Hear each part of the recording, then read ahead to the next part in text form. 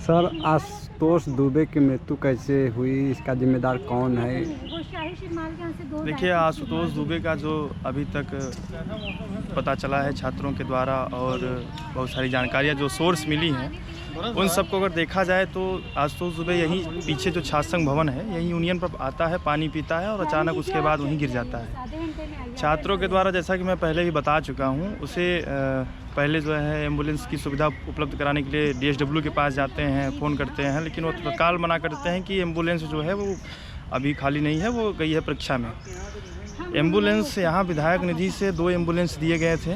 उसके बाद भी विश्वविद्यालय की तरफ से लगभग 3-4 एम्बुलेंस लिए गए, जो कि एक VC के यहाँ खड़ी रहती है, एक FCI बिल्डिंग में आपकी नई एम्बुलेंस आई है वो खड़ी है, बाकी जो है वो प्रोफेसरों के घर गमले पहुँचाने का काम कर रहे हैं इस समय। तो इसके बाद की जो घटना हुई कि पानी वहाँ पीता है, गिरता है, फिर रिक्शे के लिए लड़के जाते हैं, रिक्शा भी लाते हैं, लेकिन अंदर नहीं लाने दिया जाता है उन्हें। इस तरीके की एक अमानवीकृत घटना होती है और इसका जिम्मेदार कौन होगा? अगर विश्वविद्यालय परिसर में कोई घटना होती है तो जिम्मेदार तो कुलपति ही होगी, प्रॉक्टर होगा, रजिस्ट्रार होंगे, DSW होंगे, क्योंकि अगर आपके घर पर कोई घटना घटेगी तो उसका जिम्मेदार कौन होगा? जो घर का मालिक होगा। और इस विश्वविद्यालय में कोई घटना घटती है तो इसका मालिक भी जो है जिम्मेदार वही होगा जो इस घर का सदस्य मालिक है। सदस्य तो सभी हैं, लेकिन जो मालिक है वही इसका जिम्मेदार हुआ। जैसे कि कुलपति, उसके बाद रजिस्ट्रार, प्रॉक्टर और DSW, इन सभी जिम्मेदार हैं। और जो कल की घटना हुई, कल लड़के के पिताजी आए, विश्वविद्यालय में 6 घंटे बैठ करके आँख से आंसू बहाते हुए, लेकिन इन विश्वविद्यालय के कर्मचारियों की आँख के आंसू सूख चुके हैं इनके। और जो वर्दीधारी हैं, जिनके कंधों पर सितारे हैं, ये 2, 3, 4 सितारे आने से जो है आप महान नहीं बन जाएंगे। इसलिए आपसे यही कहना चाहेंगे कि आज शाम 6 बजे हम लोग कैंडल मार्च निकालेंगे इलाहाबाद विश्वविद्यालय छात्र संघ भवन से बालसन चौराहे तक।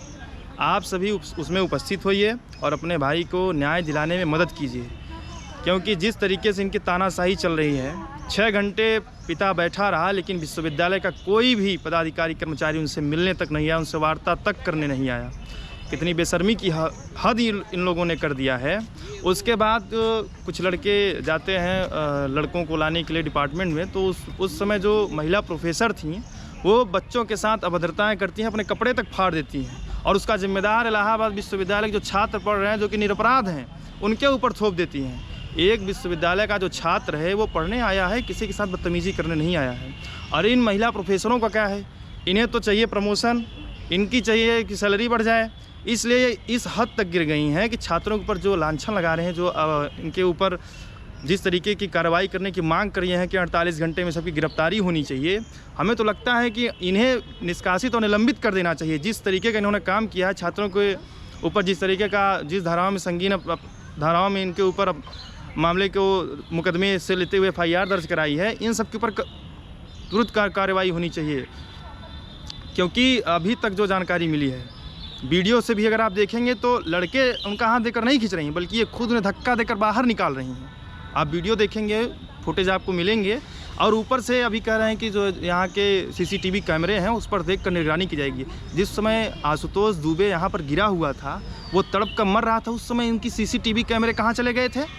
देखना चाहिए था ना उन्हें, तत्काल उस पर कार्रवाई करनी चाहिए। इलाहाबाद विश्वविद्यालय में 600 गार्ड हैं, 1000 प्रोफेसरों की नियुक्तियाँ भी हुई है गुंडाई करने के लिए। तत्काल प्रभाव से ये लोग अपने प्रोफेसरों की एक मीटिंग बुलाते हैं, उस मीटिंग में लगभग हज़ारों प्रोफेसर सम्मिलित होते हैं। और वो सब कुछ संदिग्ध मामलों से हमें जानकारी मिली है कि इलाहाबाद विश्वविद्यालय के प्रोफेसर इस समय वो ग्रुप बना के चल रहे हैं कि अगर कोई छात्र दिख जाता है इस तरीके की उद्दंडता करते हुए तो उसे जान से ही मार देंगे ये लोग। मतलब इस तरीके की प्लानिंग पूरा करके चल रहे हैं। हम कहना चाहते हैं, हम कभी शांत होने वाले छात्र नहीं हैं। जहाँ गलत होगा वहाँ खड़े होंगे, जिसके साथ अन्याय होगा उसके साथ खड़े रहेंगे, और इन चापलूसों के साथ तो हमेशा लड़ेंगे, इनसे हमेशा लड़ेंगे, क्योंकि जो जुर्म हमने किया ही नहीं है उसके लिए हम हमेशा खड़े हैं। और आपको जो करना है आप जाँच कीजिए, जिला प्रशासन से भी ये अनुरोध है कि आप जाँच कीजिए, उसके बाद आप उसके तरफ त्वरित कार्रवाई कीजिए। अगर ये दोषी पाए जाते हैं तो इन्हें सजा दीजिए, अगर हम दोषी पाए जाते हैं तो हम सबको दीजिए। धन्यवाद। अमित पांडे रफ्तार, छात्र नेता इलाहाबाद विश्वविद्यालय।